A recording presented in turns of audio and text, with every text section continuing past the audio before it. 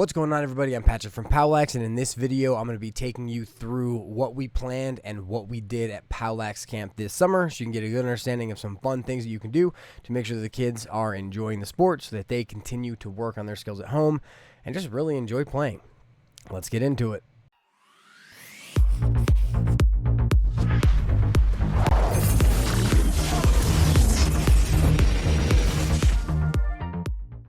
Before we get into this, make sure to check out POWLAX.com. POWLAX.com is where we house and organize all of the POWLAX coaching content. It's where you can download the playbook PDFs for $5 a month, which is essentially access to every playbook PDF I've ever built that corresponds to all of the videos for $5.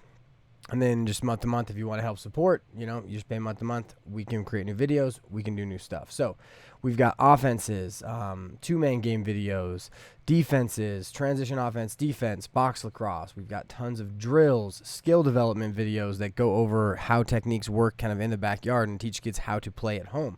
And then my favorite section is the new to lacrosse section. This is a video. So the What is Lacrosse video is about what is lacrosse, and it's about the sport, not necessarily the 10 on 10 here are the rules, but it's a hype up video to get people excited about playing. And then the choosing the right stick video is great because it teaches people stick mechanics, and they're not going to have their kid play with the stick that's terrible, or if they do have a terrible stick, they're going to know why. And finally, I want to show you POWLAX courses. So POWLAX courses basically takes the videos and divides it into separate sections, and then you can actually test out on it. So you can do this as a coach if you want to test out of a specific idea or a specific clear or ride or offense. And then you can also have your team test out on it as well. So if we take the 4-3 alpha clear, it will divide it into its sections, and then you will be able to test out of it. So you get to take a quiz, and once you pass the quiz, you get a certificate. So if you want to prove that your team has taken this course, that's how you do it. They get a certificate. It's an awesome tool. We used it this year. It really helped us get on the same page a lot faster with our offense as well as with our clear. But so that is POWLAX.com. Definitely take a look. Make sure to hit that like button, subscribe, do all that. Now let's get into the camp video. So the first thing we have to discuss is, what kind of camp is this, right? This is not a recruiting camp. This is not a we're the best camp. This is a let's have some fun camp, right? Now, with that comes, we got to make sure the kids are getting, a good amount of skill work, that they're learning something, that their fundamentals are being honed in on, but then also it's just about playing, having fun. Now, I've run this camp for about 5 years now, and the first couple years we ran it for 6 hours. It was 9 a.m. to 3 p.m. And if you've ever met a first grader or a third grader, they don't have that kind of attention span. So we cut it down to 3 hours. That was probably one of our best decisions ever. Now, with that, I'm going to show you the entire overview, the entire plan, how we break things apart. And so let's just get right into that. So here's the plan overview. Now, I use this same setup with everything. So if something is wrong, it's just because it came from the day before. Now, I copy and paste this every day. I'd go over the outline. If there's anything I need to change, I'll just change it. But so first things first, camp goals. Like I mentioned earlier, have fun, get better, play. We're not trying to make these kids superstars. We're trying to sell them the game so that they want to go practice, right? So that when they mess up in the camp, they're like, man, I really need to work on my passing and catching, and that they enjoy playing, right? Some of the kids have never played before, and so this is their first experience. And if we can sell them the game, that's unbelievable. Then if we have any, missions for goalies, we actually didn't have any goalies. This is where we'd put it. And then our coaching points. So this year was by far the best year we've ever run this, and it was because of the players that I brought in to run it. So I brought a bunch of former players in. A couple have worked in past camps, and I brought in more than I usually do. And that was the best decision I ever made because it helped us kind of spread out a lot, and it allowed us to, make things run quicker, which kept the players busy, which made it go really, really fast in our heads. Now, a couple of the things for high school players, if you're having them run camps for 1st through 8th graders, which is the age groups that this was, is they got to make sure that they know that they're running the drill. So they have to utilize all the knowledge that they've been taught over the years to run what's happening. And for a lot of them, it might be the first time that they're doing that. But so giving them the initiative to say, hey, you're the one running it, you can teach them stuff, like you can do this, really helps them. Next is just that they got to be positive and precise, right?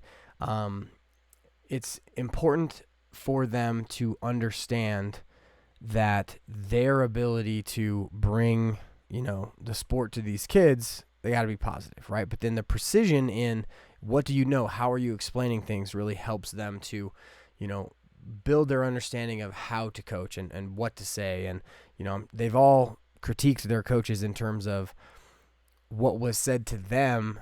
Now they're just on the other side of that, which is really cool. The next one is don't let little kids screw around too much. Now, we had a parent in a previous year who was basically watching the little kids kind of screw around, and he came up to me and he's like, hey man, you got to tell your counselor guys, your player coaches, that they need to keep them in line, right? It's not, basically they were letting them sword fight and do all this stupid stuff while they were in the lines, and they didn't feel they had the agency to be like, yo, sit down, be quiet, stop screwing around in line. Like, let's do this. Let's play. But so this year they did so much better doing that. And so it was really cool that the dad said that, because it helped us be a lot better. So now getting into the plan and how we organize it. So this year we had 33 kids, so it's not a humongous camp. And luckily it was stratified very, very well, right? We had 10 1st and 2nd graders, 13 3rd through 5th graders, and 10 6th through 8th graders. And what we do every year, regardless of how many numbers we have in each one, is we divide them up. We hope it's relatively even. And we divide up the field into 3 sections. Basically, at the 35-yard line, we put a line of cones. And on one half, it's the very young kids. In the middle, it's the middle. And then on the other half, it's the older kids. And as we divide it that way, it helps each group maintain and stay busy, together. Now, we may set up drills and have all the players rotate from one side to the other. We may run a couple things with everybody, but for the most part, we want them to stay in their groups so it's not everybody all together. Now, in terms of what we want to accomplish, the first thing that we have to do every day, just to make sure we can sleep at night, is get some skill work in. So we'll meet with everybody in the middle. Everybody will run a dynamic warm-up together, and then we'll split up into our groups. Now, the first thing we run every day is this individual everydays, which is essentially the coach counselors facilitating skills with the players. I got this from Six Star and Brian Langtree, and I think they have a video up on it on YouTube if you search Six Star Lacrosse skill drill. And it's basically the players are learning how to step away to throw a pass once they have pressure, and they throw to a coach, they get the ball back, and then they get back in line. But so everybody's got a ball. They're learning how to step away to throw a pass, get the ball back, and then they're learning how to V-cut. And then they're learning how to catch over the shoulder. Then they're learning how to scoop a ground ball while moving and then wide turn away to get rid of pressure. And it's just something that gives them the reps that they need to make sure that the day was useful for a little bit of skill work.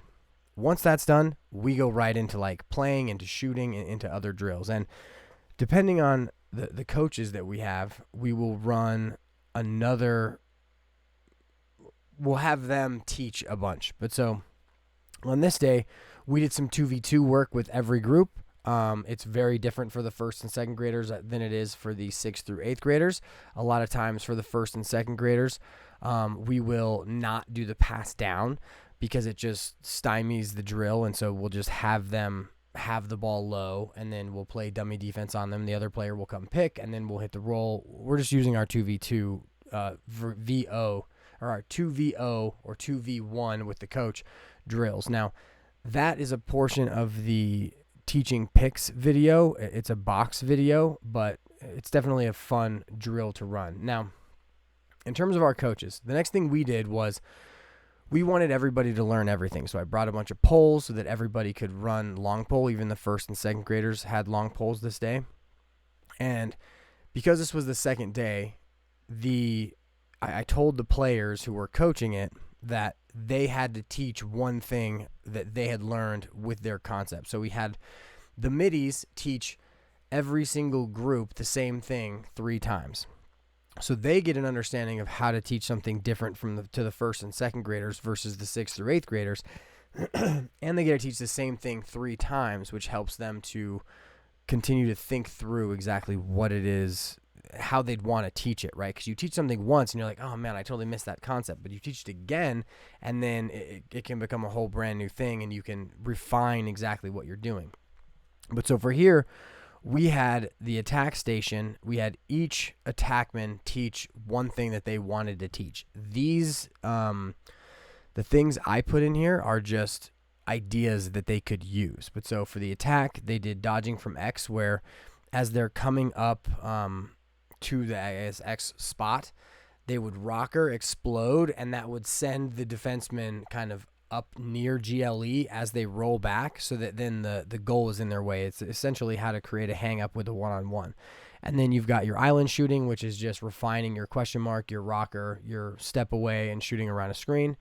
Midfielders did fades, right? So fading from top center to a step down, and then fading to wind-up dodges, and then really refining the wind-up dodges as they went. And then for the older players, I really like to get the idea of an alley dodge and then seeing the fade back through the defense, especially as you're getting near GLE, because if you're taking the wide, the like high wing dodge, and you're coming down through the alley, but you're kind of on that tangent, seeing the pass up through to the fading player from top center is a great look. So then defense, they did dummy dodges. For a lot of them, it was just like, give them a pole, let them use a pole. And so how to break down with the pole in front, how to use lifts and slaps, and how to break down to run with. And then 1v1s with a slide, right? Teaching players the stance mechanics of how to lead off and how to just slide. Because for a lot of these players, they haven't been taught a ton of this stuff. The kids who have been taught really help to like facilitate the correct example. But when we just play, there was no slides ready, so we were like, hey, let's throw in something with some slides. Now, next, what we would do, obviously water, and water's throughout this, right? The counselors, or I guess you'd call the coaches, have the overall power. If they ever need to send them to get water, they can do it at any time. Any individual player can obviously go get water at any time. We're not in a strict, like, you have to stay in the drill for X amount of time. We're doing water as much as we need. Now, once we get that skill work section done, now we're playing. And honestly, for the first and second graders, if they need to go to playing a little bit earlier on any day, they can obviously do it. And for the most part, on the days when we get to competitions, is they would always want a scrimmage. And so we would just divide the players up into the 5-on-5, the 6-on-6 teams. We would set up 2 goals on opposite sides, like you would do as kind of a sideways West Jenny. So not sideways West Jenny in terms of on the side of the goal, but when you have your 3 sections of the field, there'd be a goal at each end of each section. And so they would just play. And they love playing, and they just continue to... They can run face-offs if they want. They can do a fireball if they want. And they just get to enjoy their time. Now, I always leave the coaches with a list of other drills that they can do that are just fun. So corner 4v3s is basically you put cones at every corner and then on all of the sides but top center. And then so offense is on the corners. Defense is on the lines. And so you've got a 4-on-3. You just throw the ball in, and then they just play. And obviously you have to switch halfway so that each team gets their own ability to play offense or defense. Steal the bacon is you line the players up on the sides. Each player has a number, and you basically call out the number of the players, and then those kids get to go compete each other to get the ball and then go score. Crazy Eights is kind of the same. You've got 2 lines of players on opposite sides of the field, but you get the opportunity to send out 1 player, so 1 through 8 players in the 8 reps. So you can only send 4 players 1 time. Then you can send 5 players 1 time. Then you can send 8 players 1 time. And sometimes you get the 8 players against 2 players, but somehow the 2 manages to score, right? And usually your best player is who would go out for the 1. But you don't know what the other team is going to do, and so it creates really fun environment for the players. Next is, obviously West Jenny, 3v2s to 4v3s. We've got videos on both of those things. Scrimmages, obviously, then best game ever is a great kind of clearing drill. But so at any time, if it's kind of getting bogged down, which it usually doesn't because we move through these pretty quickly, right? Each thing is like 10 minutes, and they get to do new things. And as long as the coaches are invested, because they're high school and college players, the players are pretty invested too because they look up to those kids. It's not a coach telling them what to do. It's another lacrosse player telling them and teaching them. And so it's a really great way to run it. But so this is what we ran on day 2, and now we're going to go over what we ran on day 3. So day 3 is the last day of our camp. And on day 3, we always set up some fun games. And so we start off the exact same way. We do our individual drills. Then this day we did 2v2 ground balls to goal.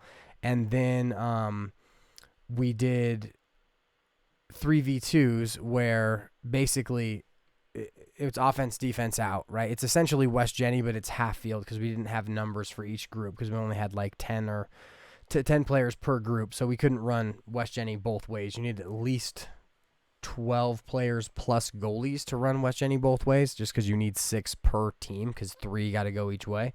And even that is a bit difficult. I'd say 18 is probably your lowest to run West Jenny really efficiently. But so we run our individual drills and then we go immediately into competitions, right? So we've got a fastest shot competition, we've got an accuracy competition, and then we've got longest throw into a goal. You can run longest throw just generally, but a lot of times it kind of creates some chaos because you kind of got to use the whole field if they're not really aiming, and if you just put a goal out there, then they kind of have to aim, which is a lot better, and everybody gets to shoot at every level when you are aiming. But if you set everybody up on a line and just everyone gets a chance to chuck it as far as they can, it can work, but it's kind of boring. Because if you're going to track whose ball is whose, you got to go individually, and then you've got 30 kids on a line, each throwing once, and it might take 10 seconds for each kid, and then you've got, it just takes too long. So I really recommend if you do a longest throw, you put out a 4x4 goal or a 3x goal, and you make them aim. And so then when they do that, you go from 20 yards, and then from 30 yards, and then 40 and 50 and 60. And even if you miss from 20 yards, you still get to shoot from 30. Right, but you keep track of who is hit from every distance so that there can be a winner. Accuracy for us, we just put 4 targets on the top of the goal, and they got to try and hit each target. Now, they can only hit each target once, but it was good. And then fastest shot, obviously, they just get the chance to clock their shot. So you got to have a radar gun for that.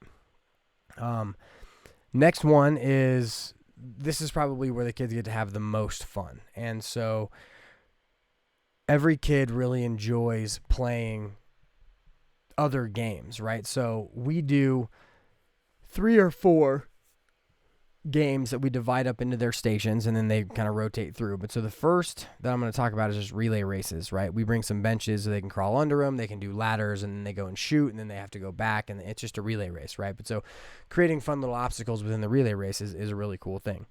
Then dodgeball. Obviously, right? So we have tons of tennis balls, and so we bring out all the tennis balls, and they get to play dodgeball, and everybody has a blast. Now, the final one that we do that's really fun is called Gauntlet, and basically Gauntlet is like, I think it's American Gladiators. I don't know if they called it Gauntlet, but they have to get from one side of the field to the other with all these obstacles in the way that help them to avoid getting hit by the coaches. So the coaches have to stand 10 yards off of the line that gets you from one side to the other, and they just get to play, and they get to run from one side to the other. Now, there's a couple issues with Gauntlet. Now, they're not big issues, but they are issues. Someone's going to get hit and start crying every time, right? Because it's just kind of what one of the 2 of the kids will do. Now, I think that's fine. I don't really mind that at all because the majority of players are going to have fun. And the kid who gets hit, who it's a little too much for them, is going to snap out of it because everyone else is doing it too, right? And no one's going to get super hurt with a tennis ball, and the coaches are throwing the ball to the speed of the relation to the players, right? So no one's shooting the ball full speed at a first grader, right? They're, just trying to kind of lob it to get them as they're running through. And then the cool thing is after the coaches all get to throw the balls at the players, and the coaches have been with these kids for the entire time, then we flip it on them and the coaches have to run. So a lot of the kids don't even know they're going to get to throw balls at the coaches until after they've done the gauntlet. But so the kid who was like, it was a little too much for them, now they get to throw the ball at the coaches, and now they get revenge. And it's so much fun to watch the kids' demeanor change when they're like, I get to do it? Oh, it's so much fun. We had one this year, and he's a great kid too, which is kind of funny. It just, he got caught in the leg, and it was a bit much for him. But when he was throwing at the coaches, he was pretty ruthless. So it was a cool change because you kind of see them recognize that they can handle getting hit with a tennis ball, but also that, they get to be the aggressor this time too. So it's definitely a lot of fun. Now, as we run it in two ways. First is that the coaches will run individually, and then the coaches will all run by themselves. I'm going to try to pull up, actually, if you want to pull up video of it, if you go to my TikTok or my YouTube. So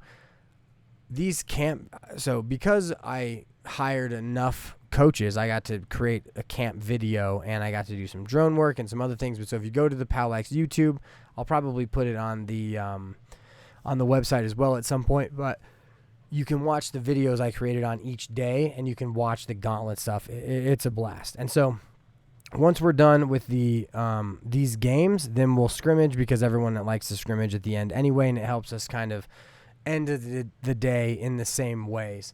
And because if you end it after like gauntlet, it's kind of all scattered at the end, and so it can just be better to run games at the end, because another thing that you can decide as you're moving through camp or the first day of camp is how you want to run the scrimmages each day. Do you want each group to have their own teams for, basically create your own teams in each age bracket so that those same teams play again every day, or do you want to create new teams each day? And most of the time the kids want to create single teams that they're going to carry through the camp, and I think that's a lot of fun too.